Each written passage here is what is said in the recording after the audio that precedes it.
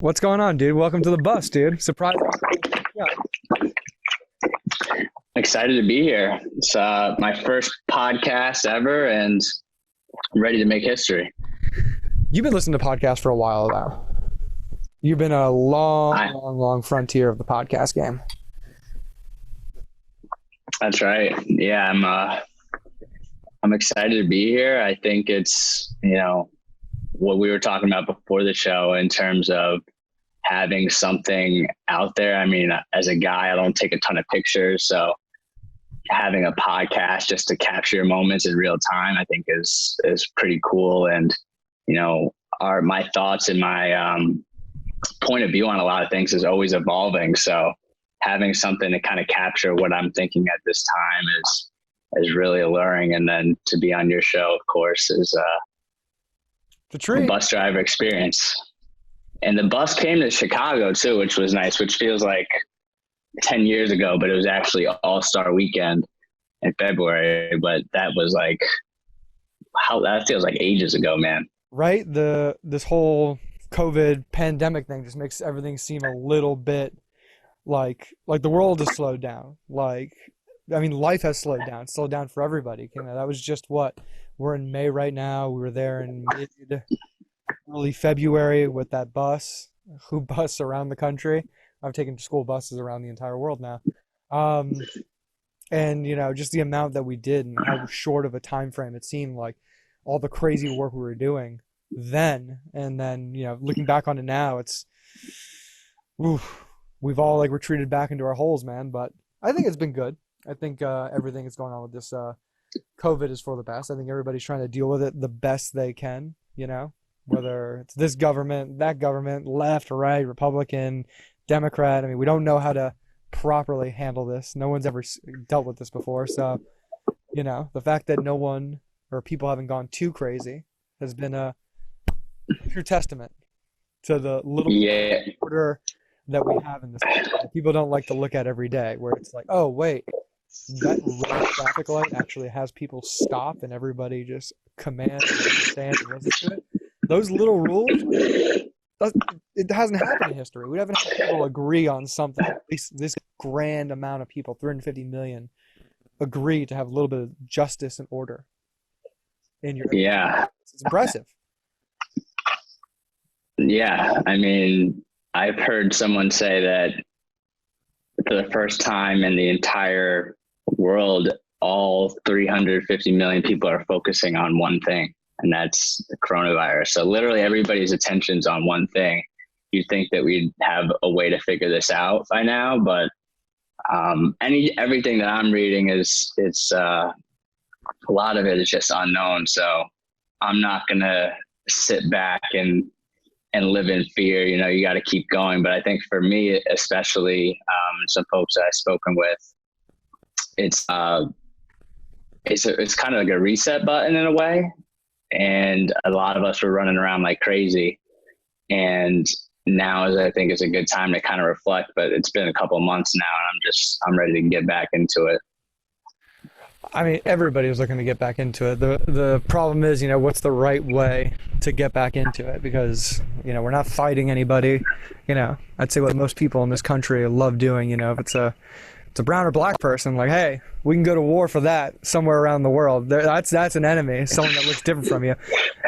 Put the racist connotation behind, but just anybody that looks different from you in history, those have been the people who are like, oh, we can't trust those people. They just look different from us, whether they had blonde hair and blue eyes to, they had a bigger nose. I mean, we still have, these tribal things about us that we can't let go and we can't, and that we still, in our hearts, it's somewhere near there that we kind of embrace all those things. So, yeah, I mean, just because we're going to open up, I mean, I don't know if that's going to spearhead the economy and just all of a sudden everybody's hunky-dory, hey, we're getting back to normal. I mean, California put that stay-at-home order as of yesterday to July 15th. Yeah. I mean, hey, I went golfing last week. Had some nice social distance golfing. Everybody gets in the cart. Time on the links. Oh, yeah. Oh, it was amazing. But, what is the proper and right way to do about it, especially if most young people aren't being affected by this at all? Because it's not necessarily that the young people are going to impact and hinder the health of older people. It's that you just don't know how a virus spreads. There's a video online. They did this little experiment in Japan where they had a restaurant and they pretended like, hey, this guy squirted a piece of lotion on his hand, and let's see how fast that lotion can spread throughout the restaurant in an evening. And then let's just pretend that's, we'll call it a bacteria or virus. And, just within 30 minutes after they turned the light on, like a black light to see where it spread, it was all over the place. It spread everywhere. But what do you think? I mean, because as a kid, right? I mean, we both played basketball. For those of you guys listening, we both hooped at Cuse, and I'm thinking like back in the day when I would be outside, my hands would be like literally black from just being out in the dirt and playing basketball on my hoops. And, my mom would call me in and, I'd do like a cursory hand wash, but like my body was just used to, being around germs. So I think being inside, being out of the sunlight and just kind of trying to protect yourself too much, it's like playing basketball, like with the objective of not getting hurt. Those are the times that you usually get hurt. When you play with reckless abandon, those are the times you usually don't get hurt. It's kind of backwards in a way, but what are your thoughts in terms of, hey, if we're trying to avoid, getting sick, but now we're just over sanitizing. It's like, come on, we got to like mix it up a little bit. We used to eat with our fucking hands, like however many years ago. Like we can't be worried about this invisible enemy. We just got to live life. No, completely. I don't think the government is telling anybody, hey, you can't go outside your house, sit in a lawn chair and catch some sun rays and crack open a brew. I don't think that's happening. I think, it's hindering the impact of, I had a biologist on this episode, a few episodes back, Scott Solomon, and, what has made us so unique of a species on this planet to be one of the most dominant species on the planet is that we're social creatures. The thing about us is we need to connect. I think I forgot who was saying this, but like we're like little drug houses too, our bodies. So if someone touches us, oxytocin, our body tells us, hey, release this drug so we can feel this way. Hey, we're in a fight or flight situation, kick the and because we need to keep going. Hey, we need to have a good feeling. We need to get that serotonin jacked up. So So no one's saying people can't go outside. I think people are making that little extra excuse to say, oh, these people are inherently evil and they don't want me to go outside at all. Listen, you can go outside. The sun is going to hit you no matter what you do. You can still go for a walk at the park, wear a mask. You see someone coming by you, or put the mask back on if you want to get some fresh air. I've been doing a run every day, trying to get back on a habit of running every day. Yeah. And I've got a bunch of masks donated to the nonprofit, the Hoop Bus, that I've been passing out. Nice. So I popped that mask on. Yeah, it sucks. I ran a 5K with a mask on. It would fucking killed me, but again, I don't know what I have per se. I have a physical coming up. But it's just taking the extra precaution. And like you said, I think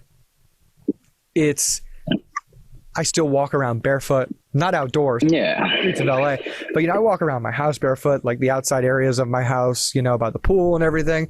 So I'm moving. You're catching, getting acclimated to the bacteria, which is very important. The bacteria of your home, the bacteria in and around your little ecosystem of the place you live. Super important for your body to get acclimated to the things around you to build up those antibodies. That's totally the case, and I don't think people need to be putting massive amounts of antibacterial lotion. That's going to kill a lot of the bacteria we need. So if anything, I think some of it's good because we realize how dirty things were, like the grocery store. Like, why the fuck did we not clean our grocery stores this much before? That's all the we were scooping up. Those places were fucking cesspools. Yeah. I mean, I agree. I just think that we're kind of chung up, right? So it's like, hey, my theory is live and let live. So I was kind of waiting to see what the models, which I think we could talk about, later, but models are basically predictions, but it's basically like put your finger in the sky. Nobody knows. Any change in the variables are just going to throw it all out of whack. So with that being a given, I've seen it kind of come down. So when I go outside or I want to hang out with my friends or I want to even go to a bar at some point soon, people might look at me and say, Nolan, are you trying to kill somebody? Like, what do you get me wanting to go outside and, as a way to scale up the fact that I'm trying to, of course I'm not trying to kill anybody, but I also, in a way, I feel like, Scottie Pippen from The Last Dance, like, I didn't want to fuck my summer up. So there's a little bit of, I don't want to fuck my summer up. Like I was in a good mood and I'm still trying to carry that feeling forward. But my other one that I see is that our brains, we can't factor in like 5% risk, right? We're all either like, oh my God, end of the world, Y2K, like, or it's like nothing, or we're not thinking about it at all. It's hard to assign that level of risk. So I think once people see other people start to go out, so I'm trying to just be a little bit of a trailblazer. And if people want to stay home, fine. But I think at this point, I'd rather not be told by other people how to think about this, because the models have all been wrong. They have all been wrong. We've been everywhere. So, and nobody knows. Well, they've been wrong, but 80,000 people are still dead. And it's not because of a bipartisan or political standpoint or point of view. Like you said, No. Say like the models have been not exactly pinpoint accurate, which is true. And they've fallen in between, 83,000 or 84,000 as of today. But, right. People want to blame Trump, but like how much could he have done? They say, well, he took away the whole pandemic team, or he did this. I don't know exactly what is to say that he has done or hasn't done. But the same thing, the hate, for example, that Anthony Fauci is getting, I don't understand. This is the most cool, level-headed, and he's a fucking point guard, basketball player. There it is. The most cool. Is he Jewish? A Jewish point guard? No, Italian. Oh man, the great Italian point guard Fauci. That's my thing. It's like, how do you think that it was a great story on him in the Wall Street Journal. Yeah, I read that one. This guy put himself through, medical school, busing in from Brooklyn every single day, to eventually get to this point where he would have Donald Trump be president, and he and Donald Trump would be working together to conspire against the entire world, tear it down. It's like, you can do gloom. Like all of that has had to culminate to this point to make sure this. Yeah. I don't know. Have you worked as a business manager on a project, and if you got 6 people to work together on a project and all agree on something, it's not that easy. Right. No, I think it goes back to, being on a team, right? And if things are going well, the best player gets all the credit. If things aren't going so well, they're the scapegoat. So, and look, I understand that, I think reality is very subjective. That's why I will never argue with someone who says that, that this is really bad and everybody should stay inside for another 3 months, because that's their view of reality. Like I was watching the UFC fight, which was cool to see sports back in action a little bit, but the women's fight went 3 rounds, went to decision, and one guy had it 30-27 for the one woman, and then the other guy had it 27-30 for the other woman. They're watching the same fight, but they have 2 completely different scorecards. And it just goes back to, why are we pounding people for, the way they think about certain things when everybody's reality is unique to their own? So it's like we could have, that's why I like these long form conversations, because we just give and take. But when someone points a finger like, oh yeah, you're thinking that way, like that's bad. Like, no, I think we're all kind of trying to figure this thing out. It's very complex. But you see what I'm saying about like 2 different realities? Like we're watching the same movie, but it's like 2 different screens we're looking at. So yeah, that is, but that's a massive problem now, because we have nobody who wants to either say they're wrong or admit someone has a better right than the other person. Yeah. So, we might have these 2 conflicting perspectives on a situation or an outcome, but where it's getting to the problem is that, and to the people's defenses who, who claim they have no more trust in experts or people who have spent their whole lives in studying something, committed to something, and as someone who's done that with basketball, it's like, someone comes to me with a basketball opinion, or I hear someone talking about basketball from the corner of my ear, like, what are you saying? Well, that's so true. Yeah, it's so true. Like, and Fauci has a more nuanced perspective than me on viral diseases, so I'll defer to him. And we have a unique perspective on basketball. I was watching I went to the Chicago Symphony Orchestra in January, and I went with a couple of friends who are really big into that kind of thing. And I walked out. Yeah, it was fantastic. Italian guy, Beethoven.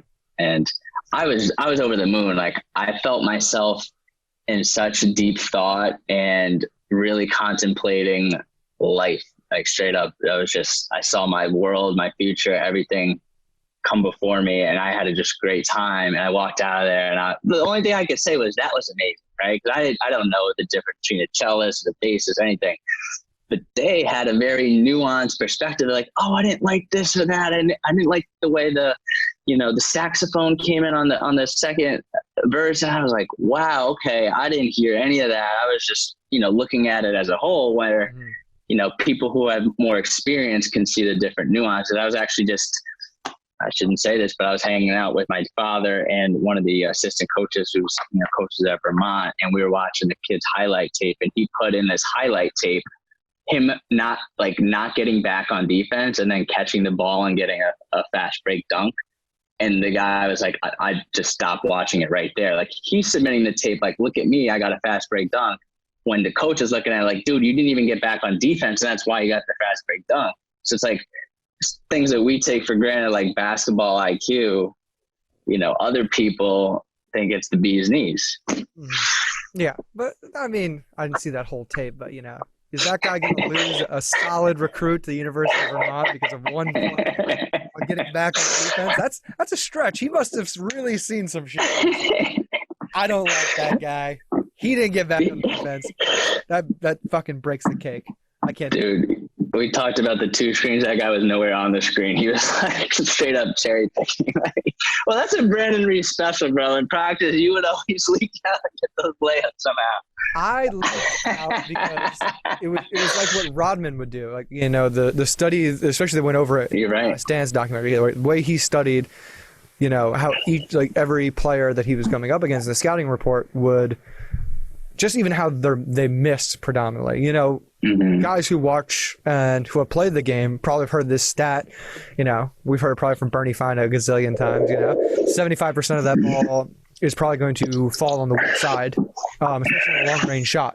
So, I mean, I'm able to still look at a ball as it's going in the air, and I don't think I'm unique in this way, but a lot of players can look at it, and we can make that judgment just where the ball is going, like just a minute or two after that shot, where it's going to land, how it's going to come off the rim.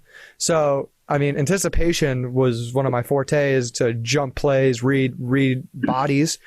So, yeah, I mean, if I see that ball coming off and I could even see that it's going to Matt Light or Matt Tomaszewski or Fab, it's like, I'm going to take that leak out ahead. So I'm going to jump and make that call. And again, you're not right every time, but, you can be right 65, 70% of the time. I mean, it's good odds. Right. I mean, I would even say, like, fuck you. Yeah, I cherry picked and I got a bucket. I think it gets a bad rap, but I think the people that are mad are the people that are getting scored upon. Like, it's not like hockey or soccer, right? Basketball, you could literally sit one guy right, and that's probably I don't think that they should have offsides in basketball, but Kevin Love and these guys that could throw those outlet passes to someone streaking, like, that's the best bucket and the most demoralizing bucket. If you score and the other team comes back down and scores in 1 second, like, those are those backbreakers. Threes and those transition hoops are backbreakers. Well, I mean, I wouldn't even say I was cherry picking either. I just see that shot go up.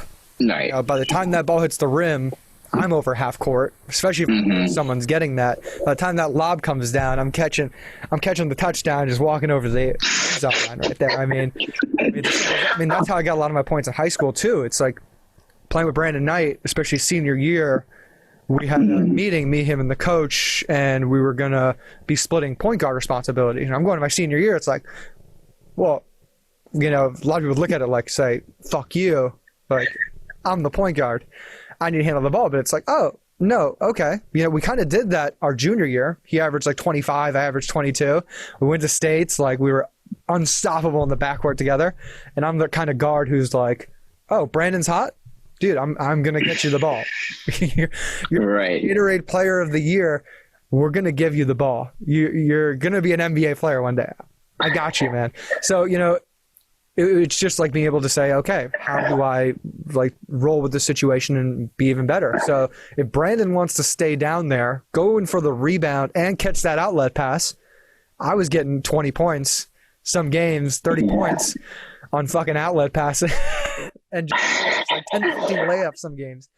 And they're like, he's cherry picking. He's like, well, no, we have 2 guys who went to go play D1, 3 guys down low starting playing D1. It's like, like so when I understand when I got to, I'm a competitive person, I think, and you're up, I think you might be more competitive if I'm being honest. And when I got to Syracuse, one of the things that was difficult for me is I wasn't contributing as much on offense or defense in these scrimmages, and I had not being able to contribute as much made it hard for me to find that voice, I think, on the court. And that kind of gives me my edge, just being able to talk shit, but I'm not even the one. So I can't talk, you can't talk shit unless you're doing things. So I noticed when I got there, you were mixing it up with these guys. You were always getting under people's skin. Was that part of your strategy, or talk a little bit about how you knew you were competitive? Was it, head games, or just, how you acted? I wasn't a shit talker. I was more like, just let my game do the talking. I'll go out there and win, if anything. Perlman and I in high school, we're on the same team. I mean, we're more like fucking with people on the court, tugging people's shorts down, spanking some person, like Lance Stephenson shit, like blowing in their ear, like just, silly stuff. You get the Houston, actually, when I Devo on the other show, it's like, and this guy just started using language on me, and I'm just like, we're on the same team? Like, whoa, what's this guy saying to me? Holy shit.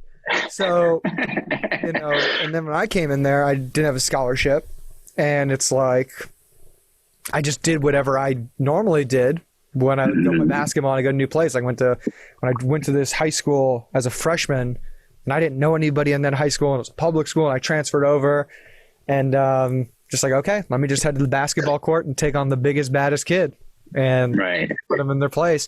So I had Johnny Flynn to go up against every single day. The other 2 walk-ons, Justin Thomas and Jake, they're both kind of checked out at the time. Jake really focusing on, being more of a coach, pulling on that coach apparatus. And then JT just kind of checked out after, 4 or 5 years at Cuse. So for me, I got to just go in every day and battle Johnny. And, it's not battling like, hey, I'm going to hurt this guy. It's just, how can I just go and do my job? How can I add the most value? And I think I'm the best player in the world. So I want to go out there. I want to go not only compete with these guys, but I want to be a professional basketball player. I know that's getting attention, it's getting time, and it's getting to get on the basketball court and display your talents. So, by the time, after freshman year, like you said, you come in, it was junior year. My junior year, it's like, you gotta be able to just, steal the ball from Dion, pick his pocket, go down, go try and just pull the rip, throw the ball inside, just, hey, that's another steal, Dion. Come on, Lo. Where you at, Lo? You got to bust these guys' chops, and at the same time, like, it makes the game more exciting. The camaraderie, the battles, like you said, like, it's not warfare, but even like that scout team we had, the Tomaszewskis, Knicks, Matt Lai, Griffs. I mean, it was just like, I laid into those guys every single day. I remember a time where people were like, dude, you got to stop fucking yelling at these guys. But it's like, dude, I'm out here to win. Like, fuck these guys making cheap little lob passes. We're out here to compete with these guys. It's not going to make those guys better. Like, I love this Jordan documentary where it's just like, hey, I didn't come to practice every day for you to like me. I didn't play with you to be my best friend. Like, we're going out there to win. Because even if I'm getting in the game and I'm losing, I broke a stool before I got in trouble in the locker room, just like, what the fuck? I don't want to lose. Yeah. In there. I wonder though, I wonder how that would play out today, a team like the Bulls, because I always, I'm a fan of, I think, a good confrontation, a good knock, that would be, bring the team closer together eventually. And you're right, we're there with a common mission. We're not there to, play patty cake. But I think now the model is almost like these Villanova programs. And it's not, I don't know what their practices are like, but it seems like they're all huddled up and together. But I think you can have a very dysfunctional team and still be successful and have, not necessarily everyone being, friends or necessarily or even on a team to be successful. But I wonder if that's even the case now because, the media kind of blows every little thing out of proportion. Like, I was watching these Draymond and Katie things that were just like so little and like they just, Stephen A and these guys talk and it's all so bullshit. I mean, like, and I always just skip watching those things because it's so pointless. But I just wonder though, it's just the way things are fragmented now, where like people have an opinion that don't matter one and just have no fucking idea about how these things work. So what it came down to was substance, all these, major companies who put out this content, it's like, I mean, how many conversations are we going to have about LeBron and Jordan, between Skip Bayless and Shannon Sharp? Like, no one cares. Everybody just stop watching them. Like, these two could have this debate until the end of time. It's only a matter of you're consuming and watching, It's, it's the biggest... It's one of the things. It's the power of the people, and the people don't understand the power they actually have, from consumerism to politics, to what people are going to be distributing and feeding them. So, if they don't want to watch this, don't watch it. Demand for better programming, demand for a better politician. Like, you have the power. Yeah. You pull together as a bunch of people. That's capitalism 101. Demand. Yeah. Negotiation table. I think it's so hard though. It's so hard though, right? Because I get so sidetracked like by things, and advertisers and everybody are so good at targeting you now. And all that aside, right? We have taken for granted so much, and I think some people, and myself included, are in this category where we watch what we eat, we go to the gym, we work out, we take care of our bodies, but we are completely mindless as to what our, content is that we consume. Right. So it's like, and I get on these like grape juice boys and the fat Jewish, and it's funny content. And I have a good meme, I have a good joke, but you consume that stuff and it just kind of makes your soul go a little dead. And, and I just think that, there's ways that we can kind of, I wish the way they kind of filter out content. I don't know. I guess there's going to be some push towards decentralization and being able to kind of control your own content and things that you receive. But right now it's tough. It's just like a constant bombardment, and it's hard for people to stay focused. No, you're totally right. I think we are at the age, I think this age range of like 25 to, I don't know if I want to extend it to 45 or 40, where you either have, you've had enough coming of age experiences and you're looking for more substance now. You're looking for a little bit more deeper value in, who you surround yourself with, how you spend your time. And I know you've done this over the past few years. It's hard to do. I think it's not easy, and because there's so much choices and options in life, especially not just for our generation, but I worry for the Gen Zers, because you can wake up and be anything you want to be today and start the process to becoming this, or go back to school or do that. Like, there's so much you can do. But the one thing that hasn't disappeared is the amount of hard work and time it's going to take to be successful in what you have to do. And it was tough for us as basketball players. I mean, I'm sure you had a dream of always playing basketball, and then when you got the Cuse, it's like, all right, well, how long am I going to do basketball for, and how much am I going to start focusing in while still trying to make sure I'm contributing to this team, because I got to get better here and work hard here just to have a place on this basketball team. At the same time, how am I enriching my life in other places, and what's that called in investment? You know, you're diversifying your portfolio. Yeah. Continuously adding on things to making sure you have revenue streams. So once we get to that point in our life, you know, it's until you get to the point, I would say 45, 50-year-olds, which we see now. I think, I don't know about your parents, but you know, my parents and just like people their age, like in the 60s now, it's just like, they just don't care anymore, you know? Right. Yeah. Yeah. Not enough jelly squeezed into your brain that the jelly machine can't take anything else.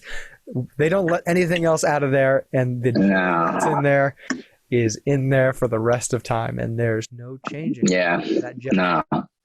Yeah, no, that's so true. And yeah, I mean, like you go up and you know, in life you come up against these walls all the time, and then you just got to figure out a way to get around that wall. And then there's going to be another wall. But as long as you're like kind of coming across new walls and needing new tools to get around that wall, you'll keep it exciting and keep moving forward. But, you know, I had this story, like, you're right, I got to Syracuse, realized, all right, this basketball thing's not going to work out. I probably knew that a little beforehand, but all right, what the fuck am I going to do? Worked at a sports agency. There's not that much room for growth. I'm moving. I worked at XL Sports Management in New York City. And one of the jobs I had was to move Sean Livingston out of his apartment when he got signed by the Warriors from the Nets. And I was like, all right, man, I didn't come here to like be a mover. And like, that's what you had to do. You had to like work your way up. But I was like, all right, this is probably, athletes are a little needier than most, you know, the general population. So I was like, all right, now I need to learn finance. So it's like, you just keep like figuring out ways to get around it as long as you're facing new problems. But one of the more interesting things that I noticed was like, oh, sweet. Now I got the finance job. I'm in New York, like game on, like what's good? Like, let's go to the bar.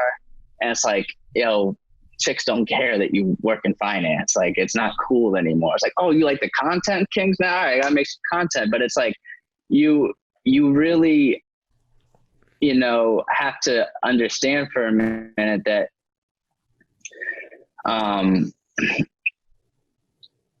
like, I'll just give an example, right? Like when I would go to these festivals, right? And I was in Miami at Rockastella, and it's like, I had for a few days. So I kind of like understood the vibe, and I was like kind of moving like a Miami person would move. But it took me a couple of days to like get used to move from like the business Nolan into Miami Nolan mode where it's more relaxed. But it's like, you can spot out like a dude that works in like a non-creative industry, or like a chick that's like not really in that walk of life, because they just move different and their energy is different. So it's like some of these things that we do are really sucking energy from us and are making it difficult for us to be the best version of ourselves. So it's like, you must be the friend out there to like kind of call you out to say like, yo, you're kind of soulless right now. And I see sometimes it in myself, and I can kind of identify it now, but you know, people don't really vibe with like, oh, I do this for a living and I make that much money. Like, no, like you got to really kind of be yourself now, I think. And that's the person that I want to attract. But it's hard right now to find that amidst all the chaos that's going on. Mm-hmm. Do you have a person in your life who you can go to and just say, can you call me on my shit? Like, somebody will give you a call, just say, hey man, what the fuck are you doing? What's wrong with you? Get the fuck out. My younger sister is probably that person. She calls me out on everything, from my choice of girls and to any habit that she sees me pick up that's maybe not so good. I have a friend in Chicago. One of the things we're trying to do is something called a Ulysses contract, where the story of Ulysses is you know, the guy who was on the I think he was on a ship. Yeah, he was on a ship, and then the siren song, and it's like, you know, the beautiful music, and you know, the song will actually kill everybody on the ship, but it's so beautiful that they kept, you know, turning the wheel and going over there. So what he did was he had the people tie his hands to the steering wheel so he couldn't move it, and I think he plugged the people's ears who were working on the deck. So he made it through. So I think the way to create that Ulysses contract in your own life is to have a friend and say, look, I do not want to text this girl at 10 o'clock beyond. And if I do, I'm going to have to explain to you in a text message the next day why I did it. So at least if you do it, you're going to have to explain to your friend why you did it. And that might be enough to stop you right there, right? It's like some of the littlest little blockages can stop you from doing something like taking the battery out of your TV remote and just putting it over on the other side of the room. Might just remind you, all right, I shouldn't watch TV.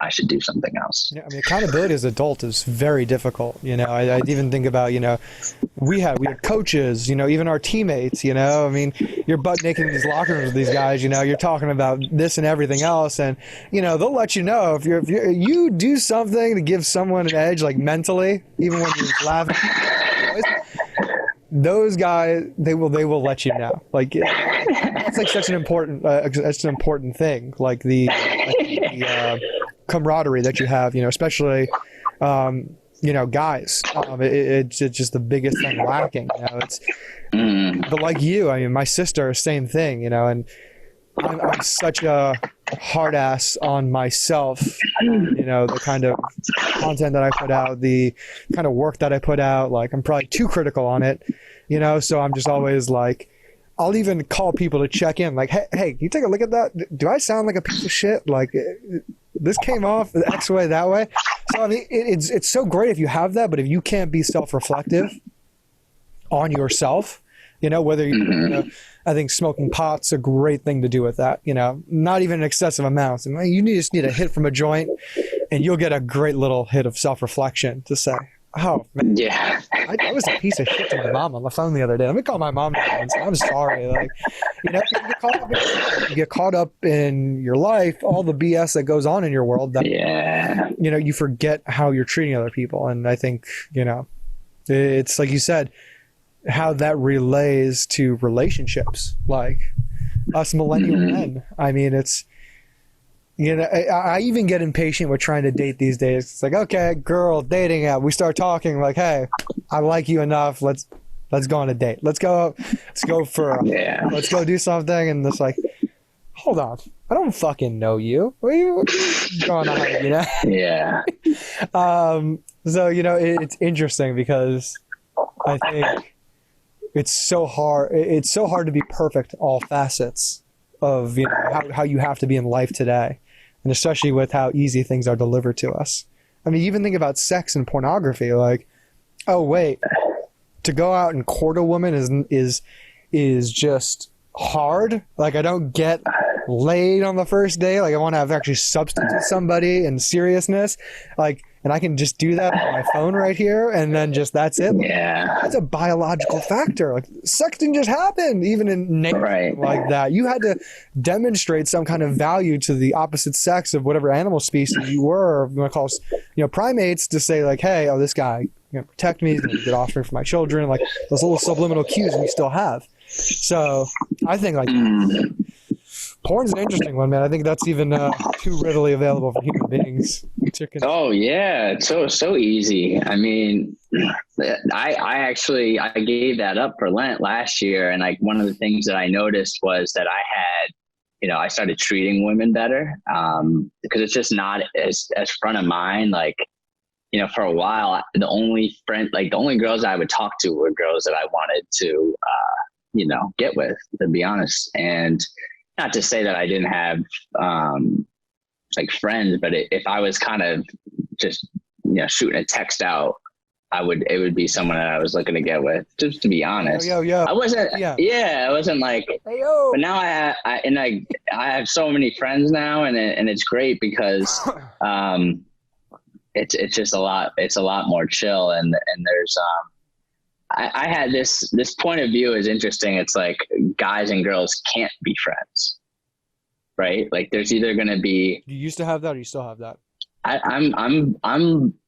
don't know, man, because it's like there's definitely a case to be made for the way the girls think is that guys, of course, guys and girls can be friends, but girls like to have like a bench, like guys brag like, oh yeah, I got a bench full of chicks, like, but girls really are the king of the bench. Like they got guys that they just string along just in case some shit fucks up. Like I got 7 other, to keep me company, but they just think they're friends. But if you ask any guy, if it's like 2 relatively attractive people, the guy would be like, yeah, I would like totally hook up with, Mary or whatever. And it's like, so there's always that sexual, tension there, I think, underneath it all. But it's not, like I said, the no pornography has helped me suppress all that. And you just got to be a man and not have that seep in. But like one of the other things is it's giving me a lot of energy too. Like I think that is such a deflating activity on so many different levels. Like it not only is it, I would argue it's somewhat degrading. I got a trust God shirt on, so I can't really talk too much about the positives. I don't know. I mean, like you could wake up and be like, Johnny sins if you watch him enough, but like, no, like that, I don't know. Shout out to Johnny, future guest. Future guest. Yeah. Get him on the show. But yeah, I think you can get a lot of, you have more time. Obviously you're going to have a lot more energy.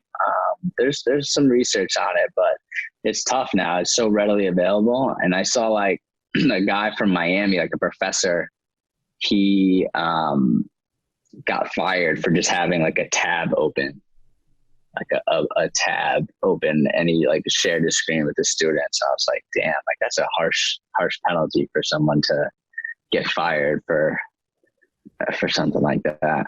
Yeah, well, I mean, I think the way you're looking at it is you can't look at it as you want to look at it, hey, man and woman, but at the same time, they're humans, And yeah. a lot of time, women's, sex lives and sex drives just haven't been able to be looked at in a certain way, and they kind of been shamed into like, hey, don't walk around like that, don't look like that. I think that negative connotation has only negatively impacted, sexual relationships between men and women, where it's just, oh, I can't be this way, or I can't be this way, I can't do this to you, you can't do this to me.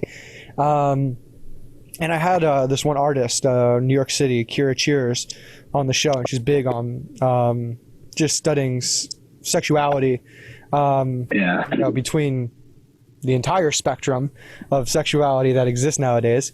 And, even looking at pornography as like sex education. Like I think about sex education, it's like, I probably got most of my sex education through pornography. I mean, just what would you learn in school? You learned sexual anatomy. You watched some. You didn't get on how you did this. You talked about it with your boys. You saw it in a film, and you kind of go out and do it. And it's kind of weird. Yeah. Like we rely on people that may not be in the highest echelon or quality of person we look at. We think of people. Some people look at people in the porn industry, but like that's where we're learning our sex from. Or a lot of people in our society or the world are learning from our sex from that, and then the people in that business and industry don't really get treated really well either. And some could even be said it's on the lines of human trafficking. Yeah. And it's like, or child abuse too. So it's like, huh. Yeah. That's like one of those things that's like, hey, this is something we need to have a talk about here as a culture, as a people, as civilization, to say, how can we go about this in a much better way where people aren't taken advantage of? We can have better relationships. Because I mean, look at the amount of people that are getting divorced. I mean, sex is a part of relationships. It's not everything, but for some people, it's like the end all be all. Like, and it's like, oh wow, that's what we're basing, our family system and our family structure off of. Like, it's not good. It's coming from a terrible place. It could be way better. Right. I mean, I don't know. I mean, I can't imagine. I mean, let me ask you this. So like, is it possible, because porn makes it so easy to kind of separate like feelings from your sexual partner, right? Like, it's also like how does that logical thing we can just go out and do, like, right, right. That visual, emotional, and physical stimulation from your computer or cell phone, and I mean, the amount of toys that exist today, that these contraptions that people have, that they can almost feel that way without having another human there, is everybody wants to say the world's moving towards it, but we really have to be careful in terms of we can allow those things to be, but that can't, if we don't ever acknowledge it, then that it's there, then it's always going to be this weird taboo gray zone. And we've had these weird taboos in our society because we're afraid of talking about things as a culture, you want to say, or society. Yeah. But go ahead. You're gonna go deep into it. No. I think it's, you got to be understanding of, however anyone wants to live their life.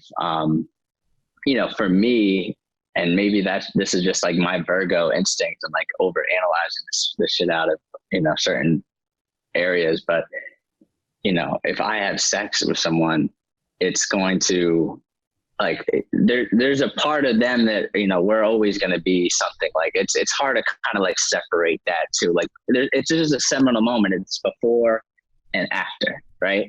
Like you can't look at that person the same, and it's not a bad way. It's just like, it changes the flow of a lot. So one of the books that, like, Chance the Rapper talks about it, one of his songs, he's like, his wife was reading, or I think it might have been his girl at the time, was reading this book, Devon Franklin, The Weight. And like the whole thing behind The Weight was Devon Franklin was a pastor, and he married Megan Good, who's like one of the, video bombshells of like the 2000, Megan Good, of course. Lips. Beautiful. Oh my God. Yeah, she's beautiful.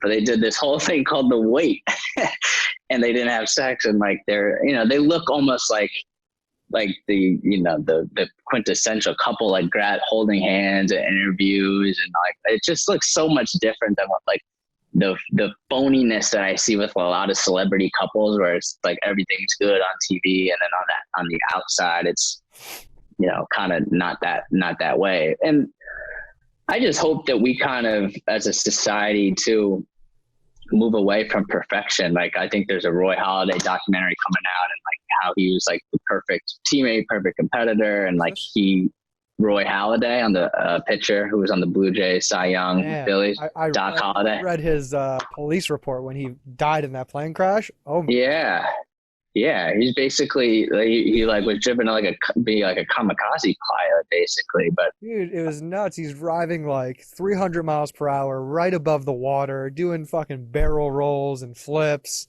People don't know, former pitcher on the Toronto Blue Jays and Philadelphia Phillies, died in a plane crash. And in that plane crash, if you go and read the report that's released, he was driving this thing like a madman. Like, it's nuts, if I chuckle or giggle, it's no knock to the man. It's just like, whoa. I mean, I have my own and thrill-seeking stuff, but that's a whole nother level. I don't know how he had a life insurance policy. Yeah, I mean, I hope so, because the family was like, like the celebrity and like the pressure of being perfect killed him. And I think, we lionize these celebrities and we like think that they're perfect, but they like really, they feel a way about it because, my friend met Justin Bieber at a bar, right? And it was crazy. He was at the Soho House in New York City. And they were going to I think said he was going to the bathroom, and like someone cut in front of him, and like he kind of nudged them and was like, what? And they're both kind of drunk, and then they're pissing next to each other and they're staring, having like a stare off. And he notices like, dude, you're Justin Bieber. And he like kind of points to his sleeve, and like Bieber's wearing like a Purpose Tour t-shirt, like with his face on it. And he's like, yeah, like I'm Bieber. And then they're like kind of washing their hands, but anyways, they go out and just have a drink, and he finds out that Bieber is just by himself with one of his boys at the Soho House, just like trying to be a bro, like just literally so he invites him over. And the moral was like, these guys are like, they feel like circus animals. And I think, there's no wall between like, your real life and, what it's like on screen. And like our two lives have merged, like celebrity and real life have merged, technology, like you used to have your online persona and your real life, like all that shit has merged together. And what it's done is it's made people hard to like kind of live up to that expectation all the time. So I think we got to really be, just show our real self and like not put so much pressure on people. But shame on you if you're like fake, showing off your imperfections. Like, oh my God, look, it's like no makeup, or like, that shit is corny as hell. But it's just tough. I just don't envy that whole celebrity right now. It's just really, it's tough. Well, you said it comes back to what we just talked about before. That it's the value system. Like, what do and we can't just put all the onus on the individual anymore. Like, what do we value as a people in this country? You know, what do we value as a society? What is the most important? What are the most important things to us? You know, it starts with the individual, and I think it's so hard for people these days. Like, but it's made me way more clear and level-headed, where I say, oh, this is what I believe in. These are the things that I'm a strong proponent for. And I'm going to find a way to build my life, my business, around these things, because these are the things that represent me. And if I can do that and I can exemplify those things in my job and who I am, then, I'm going to be out there not worried about painting a facade of what I'm trying to be or what I'm not. But that's really hard. And it takes a lot of work as an individual to do on yourself. When it comes back towards the community stuff, it's like all these people are painted in this picture, not solely on the onus isn't on them entirely, but like we talked about with what kind of substance is in the media and the content that we're consuming that's being portrayed. It's like who cares if LeBron is Taco Tuesday or not? Like, he's not the best in my book because I'm a lunatic competitor, as you said, and I think Michael is never going to lose in something if he's ready to go and he's prepared for something. But that's just me. And I'm like, that's it. Because that's who I value and recognize with. LeBron's is a better dad, probably a better all around person to be around, a cooler dude. I don't know about cooler dude, but but think about if you were LeBron though, right? Because and I'm not saying like some people may say he's compromised because he's making all this money from Nike, he's making all this money for, NBA relies on him. I don't know. LeBron, you soda and Sprite. That's a yeah. I mean, they're. I mean, I don't know what that's like, but like LeBron, like use your platform to talk about. So it's like, how do you, when you have that kind of values, like I don't know how to phrase this, but we want other people to fight our battles for us, and then we also are. We're not celebrating like the individual. Like, I know that LeBron didn't really feel a way about Daryl Morey's comments on China. I know that. I just know that he didn't feel a way, but he felt compelled with his platform to have to speak up about it. So I'm just wondering like how we can kind of move away from that and just kind of. Does that make sense at all? I hope it's coming through, but I just don't understand why we're always, one, canceling people, or two, like wanting our celebrities to speak out on things. A better example are corporations, right? Like all the ads right now in this unprecedented time, the coronavirus, we care for our employees. Like, I don't need them to moralize to me. Like, I get it. But it just seems kind of like, I think that it's more should be coming from the individuals, but we're kind of living through this avatar culture of like wanting our celebrities and our corporations to speak out on these things, but it's kind of just soulless to me.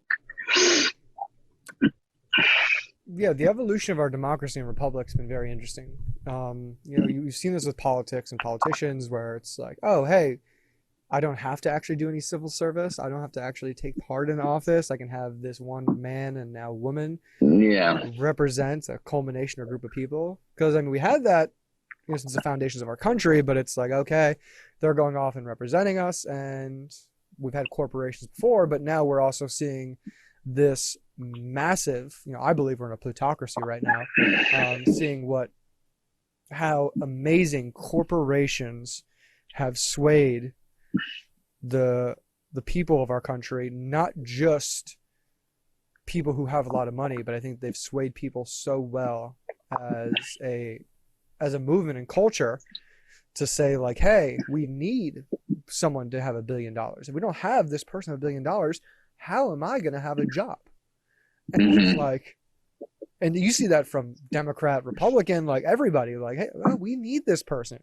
We need to give them tax breaks. And it's just like, whoa, hold on. And you see that go back into politics where it's just like this whole bipartisan, like whole culture is there's not really much of a difference between it. It's both sides complaining and nagging when those corporations are the ones, like Facebook has 20,000 lobbyists who live and work in DC and saying like, hey, we do. They have 20,000 lobbyists. Yeah, a major corporation probably has that much. Yeah. Hey, we man, $80 billion trying to convince you that we're creating community. But actually, we're just trying to manipulate you to say, hey, here's some ads. Here they come. And sell you soap or a product of sex better or brush your teeth better. So all we do is basically make a platform where we want to. And, I think the problem is that they've made a monopoly on, data. And kudos to them. It's like a discovery. Like the first people who discovered oil and had a monopoly on oil because they were able to not just harvest it out of the ground, but then what do you want to say? Like cut it up, distribute it, manufacture it, like the works. But now that we know that data has value, our whole country is based off. We don't want one monopoly over a certain product, and that product now is data.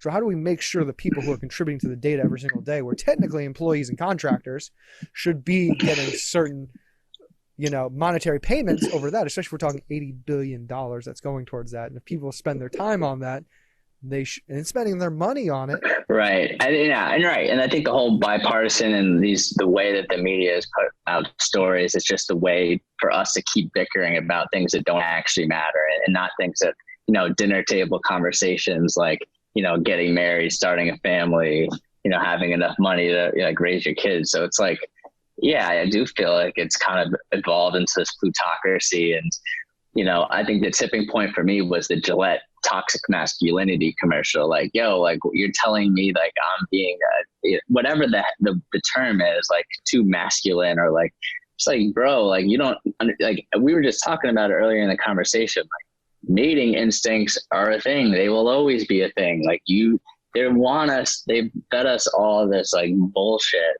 just to keep us docile, I feel like.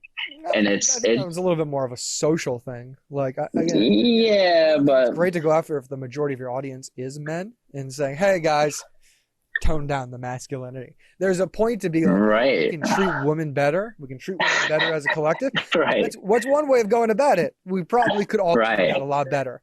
But if you were to come to me, hey Nolan, pull me aside off air, like, hey, I think you should treat women better. I'm like, all right, great.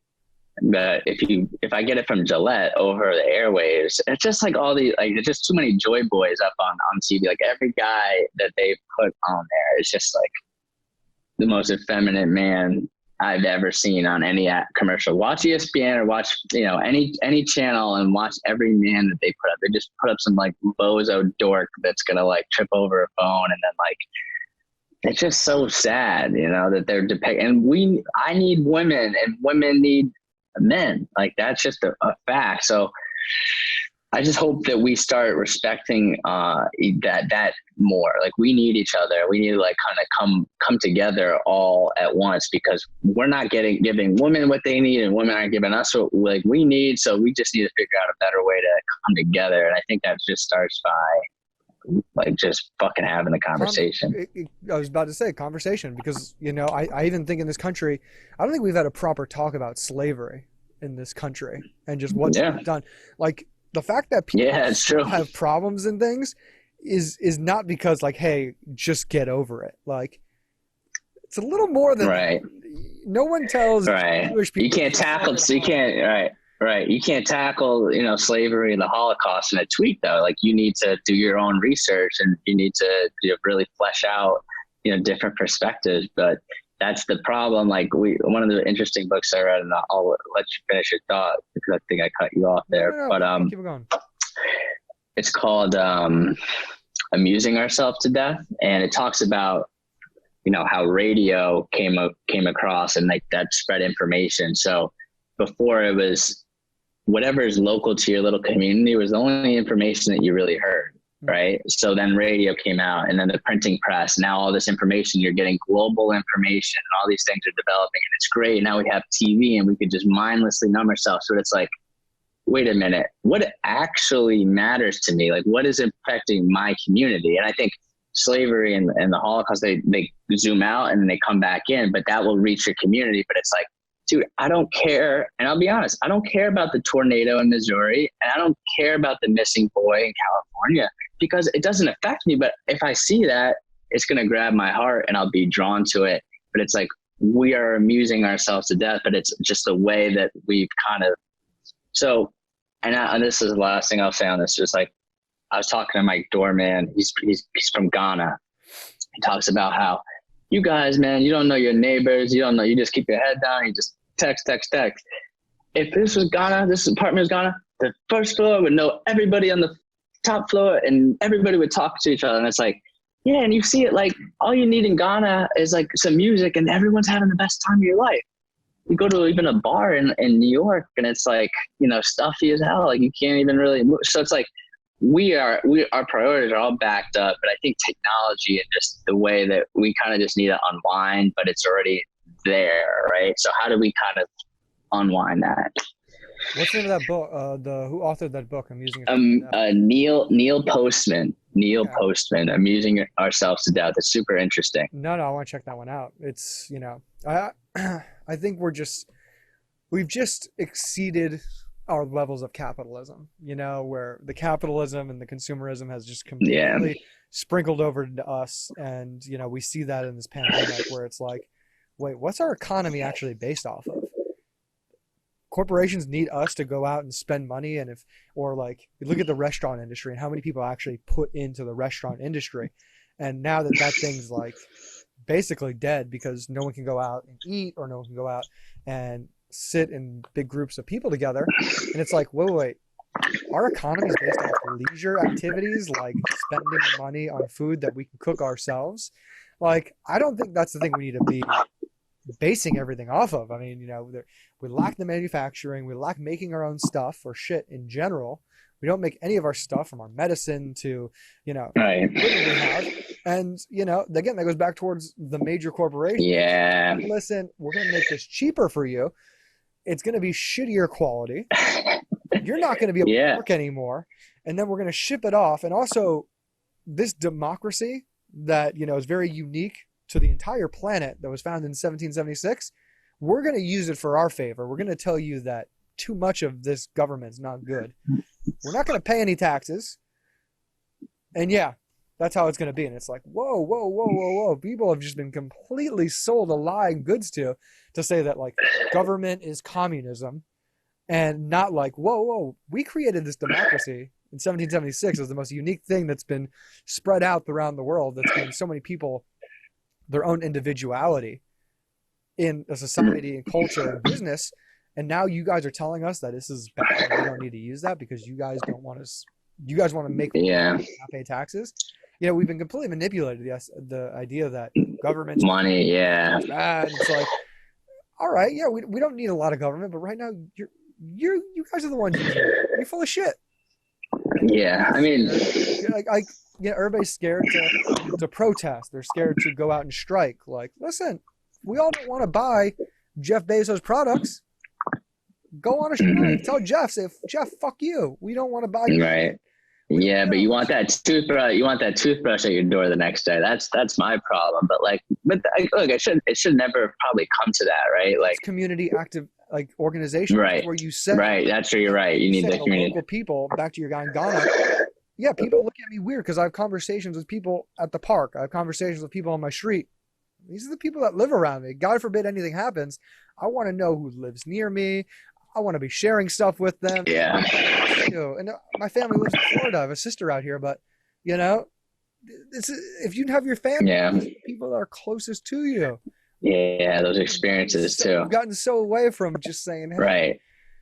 Yeah. this There's something special about borrowing the mayonnaise from your neighbor and just seeing how their day was going. And then, oh, I'll cook you a burger. Like that's dope. Let's maybe watch a movie. Like that whole thing is missing. Or even like, I've been studying some private equity and one of the big deals that got a lot of news was the KB Toys acquisition back in like, I think mid to late 2000s, and like a bunch of KB Toys employees lost their job. It spoke to like,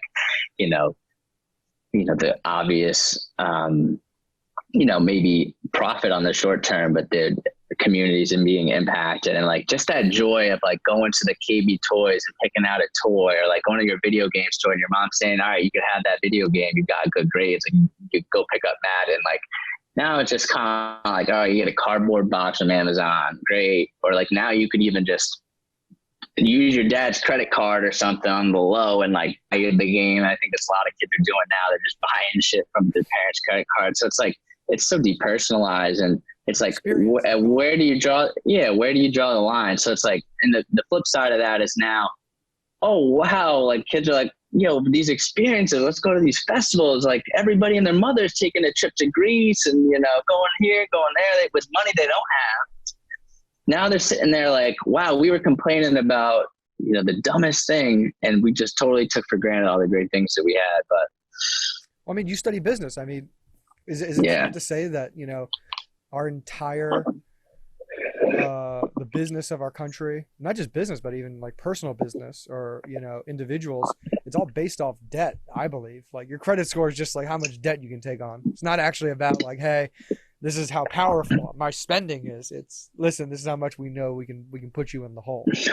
Right. Yeah. And there's economies of scale with that too, right? So the people who have the most money get the lowest interest rates, but the people who are least creditworthy pay the highest interest rates, and then they can't pay it. And then they become debt slaves, which is, I think, one of the biggest forms of slavery that people don't talk about is that. Let alone prisons. I mean, even if you're not in prison, I mean, there's just this other means of control, like you said, of like just debt. There's another issue we haven't even talked about, the prison system. There's another like form of weird taboo that like, hey, I don't know if you saw the story in I don't know if it was New Orleans, but it was in Louisiana. And the garbage workers are like, listen, we're getting $10.25 an hour. You ain't giving us hazard pay. We're picking up people's trash. This is like the 5th hardest state hit by COVID because of Mardi Gras. And they're just like, we want more money. So you know what the company did? They went to hire prison inmates where they can do it for either not pay them at all or pay them like $1 or 50 cents an hour and bring them in. And it's like, whoa, in a crisis, you're going to get on people and not pay them more money that your business hasn't been shut down.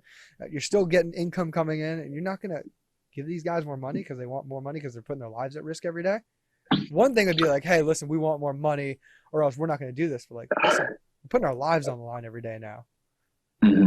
But like, that's where it's come down to, is that we don't value the individual anymore, and we've all become expendable for big business and the massive corporations, and even the people who are in our government, because they're owned by these massive corporations. Yeah.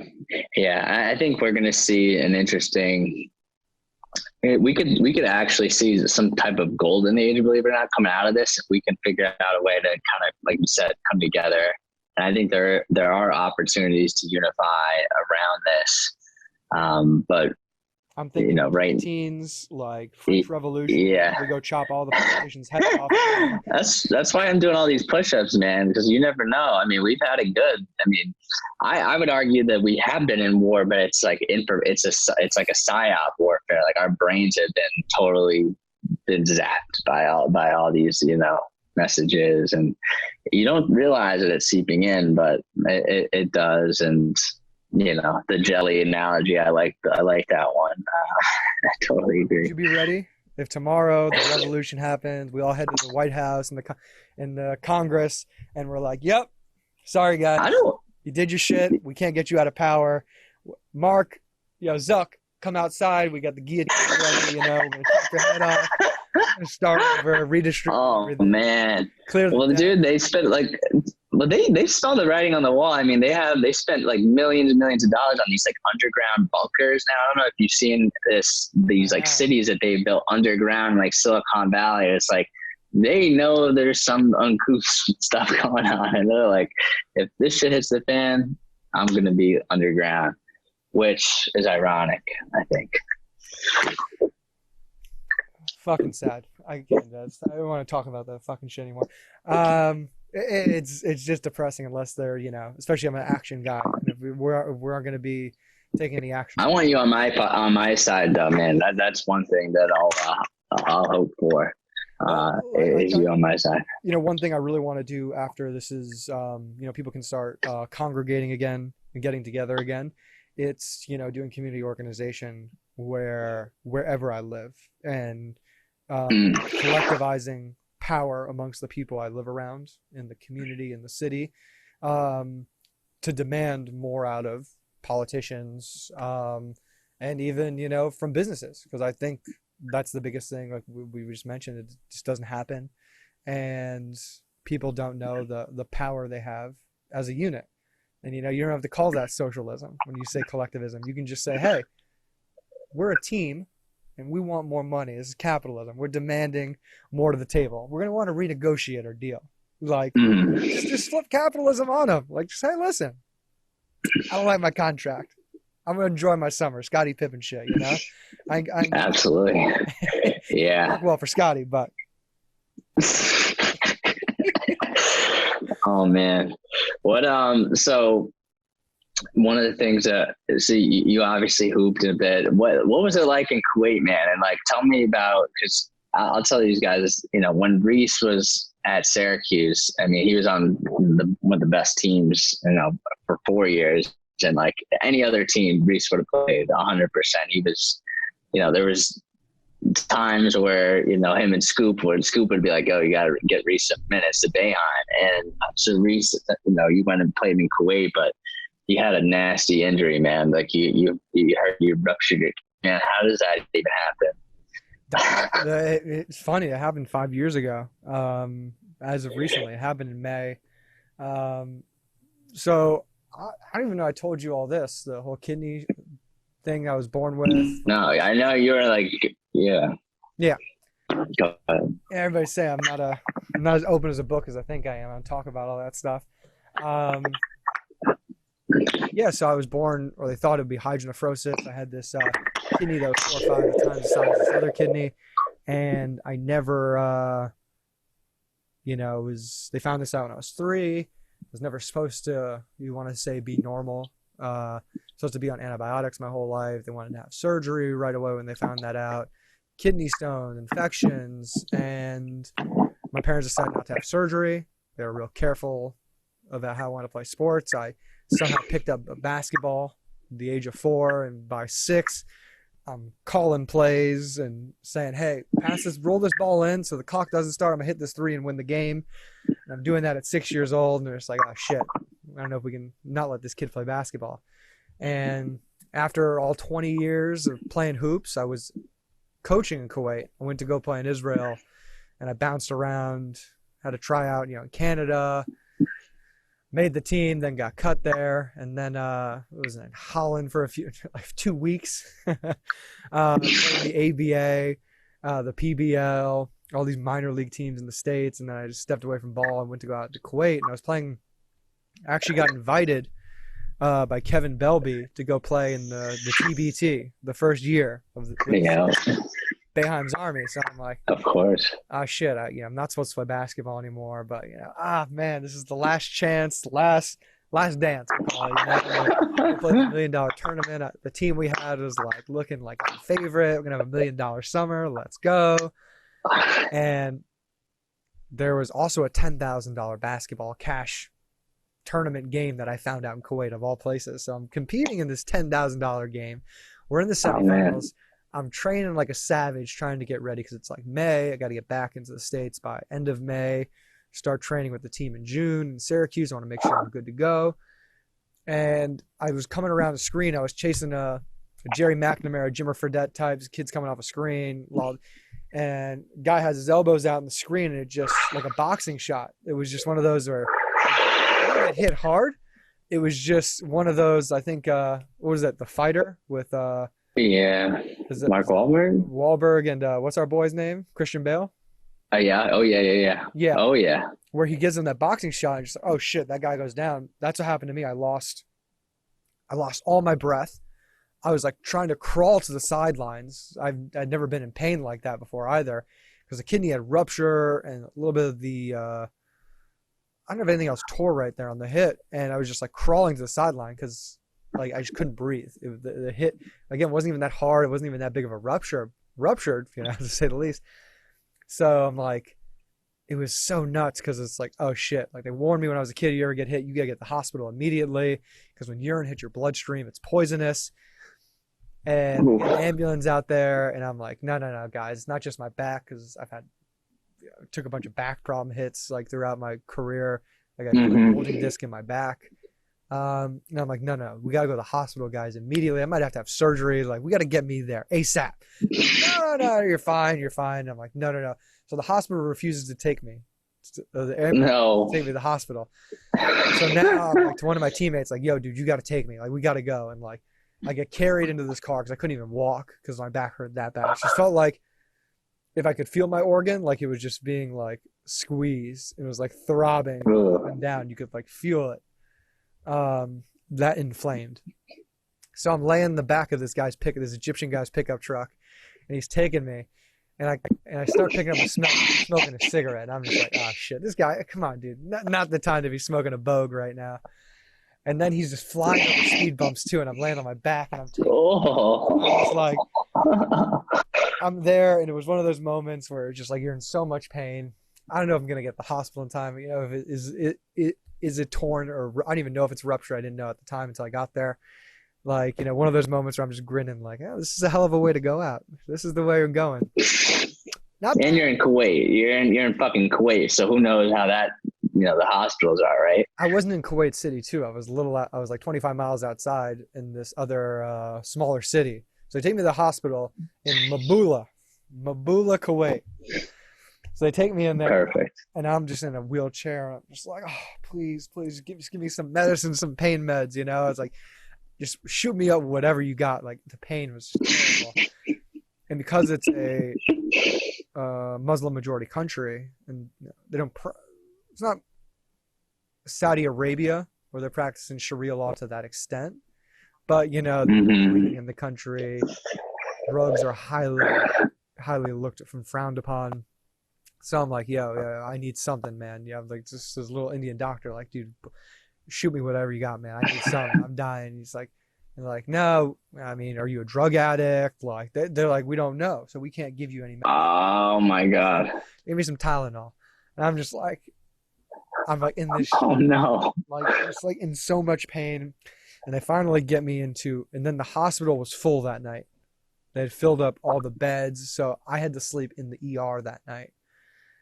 And then I remember after they got me into an MRI and a CAT scan, and then I'm in the bed, I just start vomiting black shit up and just start throwing everything up. And I'm just like, I don't know what's wrong with me right now, man. I don't know what's going to happen. And then I ended up spending a week in the hospital out there.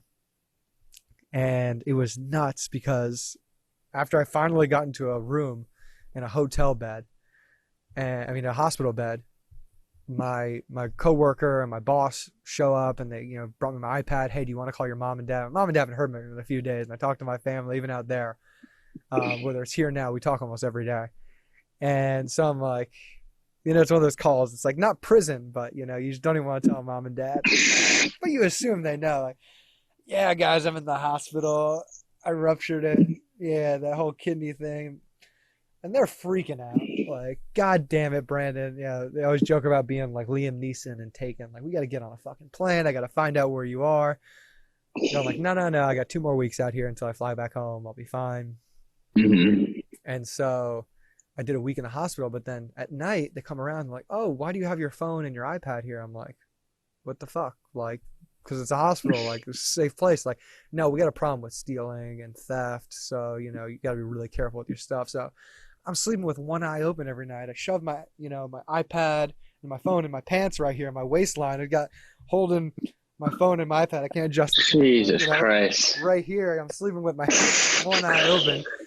And mind you, everything's split up by gender there. So I'm like, I got these fully veiled Muslim women like showing up in the middle of the night, like checking in. I'm like, is this chick trying to steal from me? Like, are they trying to steal? Right. Oh my gosh. I can't get a good night's sleep every night. I was eating terrible food. However, because of that universal basic healthcare kind of thing they have out there, I think a week in the hospital with all the tests and medicine was like $400, and it's just like, wow, that's a win. Bravo. You always find the positives, man. That's what I like about you, man. You always find the good. Well, I mean, I had a big summer planned. I was going down to ayahuasca in South America coming up that summer. Especially now, I couldn't go to the TBT and play. So I had a lot to look forward to, and what was that like? Did you do that or no? Yeah, I mean, I think I had with all that, it was just even more of a point to say, okay, Brandon, it's time to look past basketball now. It's time to figure out what the next thing you want to do. That is a leap. That is a leap. Yeah, I kind of do that to myself, where it's just like, I don't need to just be told to sit down. I need something that's gonna paralyze me for a week or 2 weeks or a month to say, all right, it's time to stop whatever you're doing and to rethink what you're doing. And I went down to South America with a few friends, went all the way upriver, the San Pacaya Reserve, like 4 hours from Iquitos, like on the Amazon River. Gorgeous, man. Like, just that river is fucking dinosauric. It's just massive. You got pink dolphins, alligators, piranhas, jaguars. I mean, ants, like, we're talking like, like inch long in these mounds, and you start standing on these mounds, these ants will just come out and swarm you. Like, it is just, it's the wild, man. It's crazy. So, you're doing like, what do you do all day? You're in the jungle. You just do whatever you do in the jungle. You swim, you hike, you look for food. I mean, we had food, that was on the village we were staying at, but the ayahuasca compared to other psychoactive substances, especially psychedelics that I've done, it's one that's not to be fooled with. It's not on the level of LSD or psilocybin. I mean, LSD and psilocybin are, beautiful and very, very, very good at what they do in their own right and regard. But doing what is the main component, DMT in ayahuasca, is just, oh man, it's a whole different trip. It's a whole different experience, and it's a whole different way to reset and reconnect with everything you're doing. I mean, I was, for the 6 months before that, I was working on writing stuff, what's going on in life, how I want to change things, what I want to do, how things I wasn't sure about, things I was looking at in terms of, everything. And I think having those intentions and mindset, in a ayahuasca or DMT ceremony, as well as, anything you're going to do in life, waking up every day and making sure your day is set with intentions on how to, or your business, like it's going to make any experience you have more enriching in what you do. So it's a habit you gotta really take on everything you do. You haven't taken the ayahuasca plunge, have you? No. I'm trying to create that with anything that I can do. Give me some advice to create that experience, but without doing it. Because it's like it's an ego death. There is no 3 puffs of DMT or 2 shots of ayahuasca juice. Look, I'm open-minded because they've gone a bad rep, a lot of those things, and I don't think they should be like Schedule 1 type substances like that, heroin and things like that. I think setting is like tremendously important. Like the fact that I'm in this hut with 3 of my friends who I've convinced to come down to the middle of the fucking Amazon rainforest. And there was a few other people there doing some ceremonies with this family who lived in the village. And then you got the shaman there. And it's just like, when you go through the steps to actually commit to doing something and then execute on all those things, it's just like, I was on the verge of tears before I even took it. Like, just like, oh God, wow. This is like, the strongest juices like you can ever do to, not just experience a part of, existence, but to get a better understanding of the world around yourself. And it's like, all right, here we go. I guess there's no name. And look, I mean, shoot, I think if everybody, oh shit, I'm losing my earbuds, and so we'll have to wrap on this. But like the Good Friday experiment. Look that one up. They basically gave the 30 people in the experiment, 15 were placebo drugs, 15 got psilocybin, and they went to Good Friday mass in like the late 70s. 13 of the 30 people, all 13 in the test group, said that it was a top 3 experience of their life. The people who were filming and doing the test studies were filming the people walking around the church go, "Oh, the glory. Oh, the glory. God is everywhere. God is everywhere." Like, not religious people going into that. And then it came out. So it's like, I think it's just a perspective change. I think, like I say, like, just to zap people out of like their current mind frame where I think we've been programmed with all this garbage that's not important to our lives. You know, if everybody could, you know, maybe the entire world, we're all focused on coronavirus. Maybe we all do a ceremonious, whatever, you just ayahuasca thing and see if we can, what way we can all come together. Maybe just, this is one thing. Scott Adams had a theory that said we're all God's debris, like God immolated himself and like we're the God's pieces. And the only way to get back up into God is for us to all come together, but we're all bickering. So it's like, maybe if we could all unify and do one thing together. It doesn't have to be that, but you get the idea. Mm-hmm.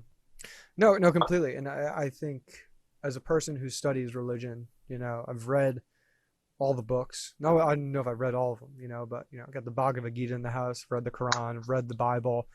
You know, Old and New Testament. I think it's really important to read them in certain like filters, like, oh, I'm going to read the Bible this time as a story. I'm going to read it this time, or I'm going to take, you know, I'm going to go a little deeper into the context of the stories. Cause like you said, I think there's so much. We were talking about the Iliad, you know, what Homer wrote, you know, 4,000 years ago, or was it 3,000 years ago? And just, you know, the representation and the context of all those stories, like, aren't just meant to be entertainment. You know, there's morals in there for you to get and to pull out of, you know. So when you read the Gospels, you know, there are some beautiful stories about, you know, how to look at and perceive life, to treating people, to acting like that. It's not, hey, listen to me, this is what they did and this is how you should do it. It's what Martin Luther did in Protestantism, you know, 500 years ago when he made that printing press and told you, hey, here's the Bible, take whatever you want from it and run with it. Like, a changed the game. That was like, that was internet from in the 16th century, where he said, boom, here's the internet, go do what you want. It fucked up, you know, the order for a long time. There was a lot of war and there was a lot of fighting going on because of, you know, the stranglehold certain peoples in power have used religion for, and have used it in a political sense to control people. But that is something we'll have to go into deeper time for. I know you say your pods are running out. Yeah, I got 1 year in one. You know how that is, right? 1 year. Up 90 minutes, dude. I'm so happy you came on the show. Absolutely, man. So much fun. I think you got a future in podcasting, man. Dude, I want to come back on. I think right now I'm trying to put out this MBA Street. Basically, so I went to business school, and I want to get some of the best ideas from MBA out into the public. So I'm going to do some Instagram videos, but I have a guy that I'm working with now to kind of cut it, because I think people deserve like best content possible in terms of delivery. So that's one of the projects that I'm working on. But you were one of the ones who inspired me to do it, because I see the way that you're, you know, setting the trail for us younger guys. You've always been that way on the court and now in the podcast game. So I don't know if I'll do the podcast, but I'm definitely looking to put some content out. So thanks for, you know, showing us the way, man. Well, maybe we'll be getting a podcast in. We got a daily podcast. I've been looking for a good co-host to do a different show with. So. Yeah, man, I still got this day job, you know, that I'm doing for now. So it's. Well, I mean, I still work. Without the coronavirus, I'd probably be in the office right now. So, yeah, we'll see. The drive with the bus driver and Nolan. 6 a.m. That in is, Chicago, 8 a.m. in Chicago, 6 a.m. in Pacific Standard. yeah, man. You want? I was trying to get this in early, man. You're on LA time. Well, Sleepy now that I Sleepy know I Bone got to wake up Jones. and do a morning show every day, buy the stream, make sure you're streaming strong over there. We're broadcasting out to the airwaves. Dude, absolutely, man. Dude, we got to do it. Let's talk more off air. But let people know where they can connect with you in terms of whether that's going to be Instagram, Facebook, where they can go so they can tune in and find this show. And also let me know whatever help you need with editing. I do have a little. Yeah. I do that, and people I have do that. Okay. So. Okay. Yeah. No, editing is actually one of the things I need. So we'll talk about that offline. But it's Nolan Fat with a PH, Nolan Fat PHAT. It's been my tag since I was 9 years old on AOL. So you can find me on AOL, MySpace, Facebook, Instagram, all the way up. Nolan Fat is everything. Nolan Fat at Gmail if you guys have any questions. But it's been a pleasure being here, Brandon. And, hope the fam is healthy and safe. And we'll see you soon, man. Likewise, man. Thank you so much to Nolan. Thank you everybody who tuned in on the live stream.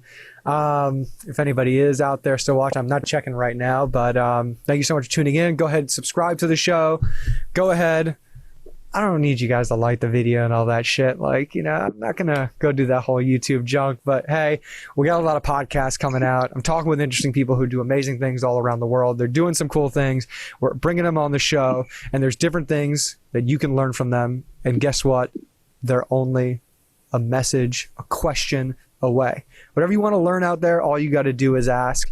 And that's all it starts with. And that's all it starts with. That's your first step. That's your first leap, is talking to someone who knows more about you that you want to learn about. So I hope I have inspired you to do that. I hope I inspired you to connect on that. And yeah, this show is going to be on iTunes, Stitcher, Spotify, Google, where everywhere podcasts can be consumed. Hopefully me and this guy are working on some other shows. There's a bunch of other YouTube videos of experiences. I'm hoping to put some more experience videos out. They've been tough to do. And yeah, Bus is out. Thank you guys.